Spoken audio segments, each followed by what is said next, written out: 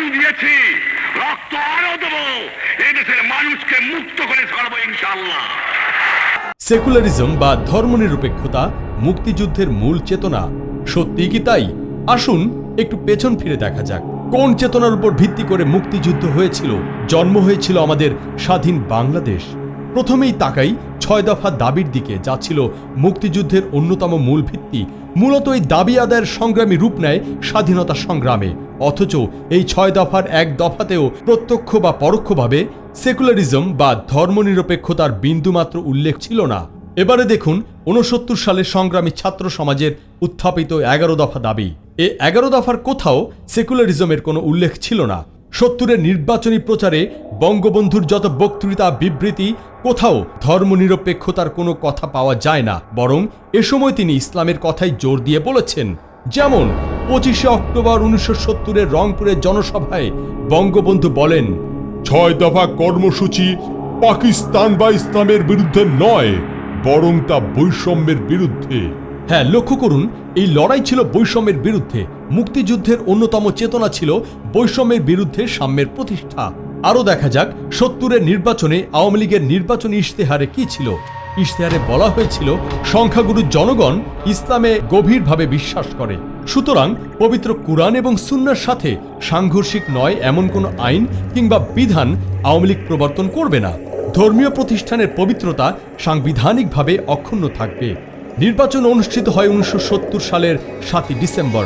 নির্বাচনে বিজয়ের পর জানুয়ারির ৩ তারিখে ঢাকায় অনুষ্ঠিত হয় মহাসমাবেশ। এ সমাবেশে শুরু হয় সূরা ফাতিহা পাঠের মাধ্যমে এবং বঙ্গবন্ধু তার বক্তব্য শেষ করেন নারায়ে তাকবীর ধ্বনি দিয়ে। আমাদের স্বাধীনতার ইতিহাসে অন্যতম উল্লেখযোগ্য ঘটনা হচ্ছে ঐতিহাসিক ৭ই মার্চের সমাবেশ ও বঙ্গবন্ধুর বিখ্যাত ভাষণ। জানেন কি, এই সমাবেশ শেষ করা হয়েছিল সম্মিলিতভাবে মোনাজাত করে।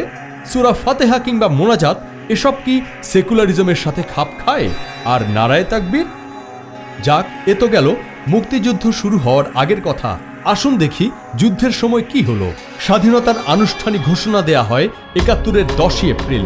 এই ঘোষণায় স্বাধীনতা সংগ্রামে যে ৯টি কারণ উল্লেখ করা হয়েছিল, হ্যাঁ ৯টি কারণ, এই ৯টি কারণের কোথাও বলা হয়নি যে পাকিস্তান যেহেতু একটি ইসলামিক রিপাবলিক, তাই সেকুলারিজম বা ধর্মনিরপেক্ষতার জন্য আমরা যুদ্ধ করছি। মুক্তিযুদ্ধের চেতনায় যদি সেকুলারিজমের বিন্দুমাত্র ভূমিকা থাকত, তাহলে স্বাধীনতার আনুষ্ঠানিক ঘোষণাপত্রে তার ন্যূনতম উল্লেখ অবশ্যই থাকত। এই ঘোষণাপত্রের স্বাধীনতার উদ্দেশ্য হিসেবে বলা হয়েছে জনগণের জন্য সাম্য, মানবিক মর্যাদা ও সামাজিক ন্যায় বিচার প্রতিষ্ঠার কথা। এখানে সেকুলারিজম কোথায়? হ্যাঁ, সাম্য, মানবিক মর্যাদা ও সামাজিক ন্যায় বিচার প্রতিষ্ঠা, এগুলোই ছিল মুক্তিযুদ্ধের মূল চেতনা, সেকুলারিজম নয়।